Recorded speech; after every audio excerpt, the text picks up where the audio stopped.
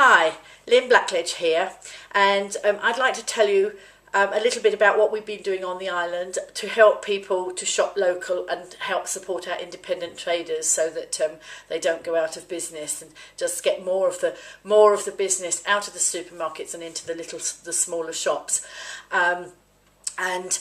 Recently I was awarded an award. I'm in the Top Mums Club 100 Mums, and as a result of that I'm in a Facebook group with the other 99 mums from the group, and it's a very inspirational group, and people are doing all sorts of things, and we're inspiring each other with some lovely ideas. Now I noticed a post from one of the other mums. It was a YouTube clip, and it was a clip of Karen Mercer being interviewed by her local BBC TV station, and she'd been cash mobbing in Enfield. Well, cash mobbing is where you get a group of people together with an amount of money that they commit to spend in one shop.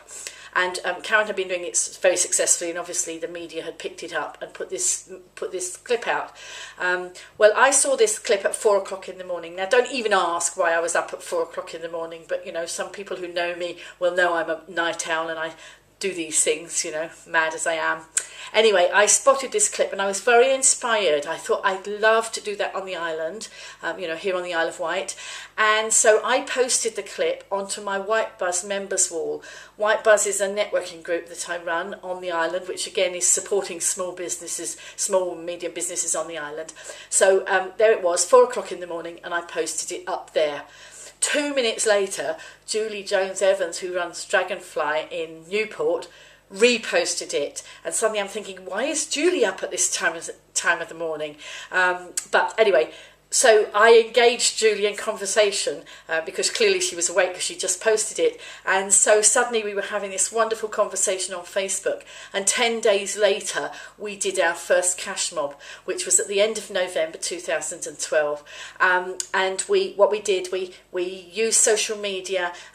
We engaged Vectis Radio, Isle of Wight Radio, BBC Radio Solent, Ventnor Blog, the County Press, lots and lots of media coverage. They got behind this. They liked the idea of it. They were tremendous support in helping to gather keep the momentum up. And so we met in a place in Newport, and everybody came, and they were all there with their fivers, and only Julie and I knew where we were going. So we went round the corner to a little shopping street that's called Scarrett's Lane. So we went into Scarrett's Lane and we mobbed a shop called Fair Trade. Trade Wins.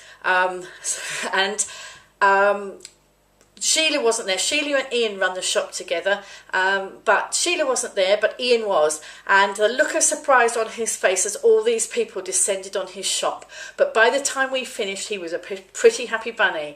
His tills were ringing, and he reported that he'd had his best trading day since he'd opened.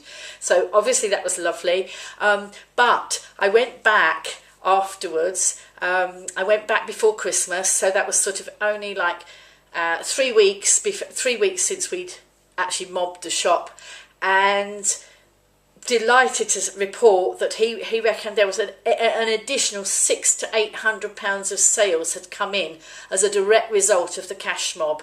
Now we're pretty pleased with that. We think that's fantastic. What had happened was people saw it but said, we can't come, now we know the shop's there, we'll go and have a look, which is obviously what we wanted to do.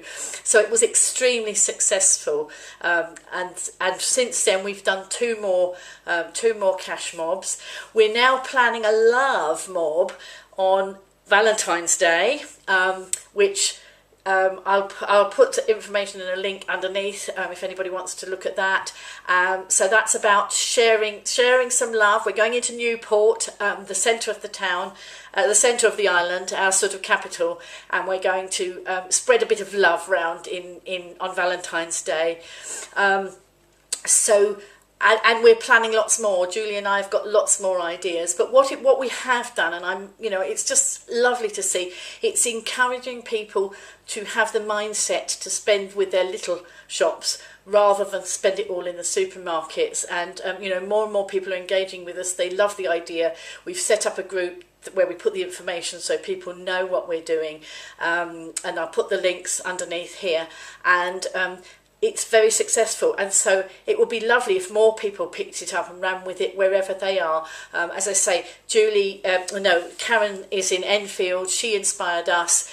The idea has actually come from America, and what we've done, we've used Twitter now as well. Twitter and social media, obviously, Facebook, brilliant.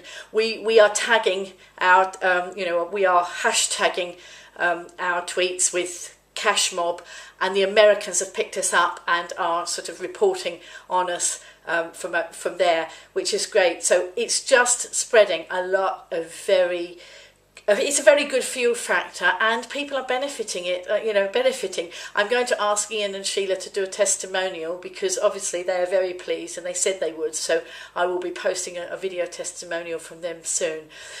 So, you know, we're really pleased with that idea here on the island and how it's working.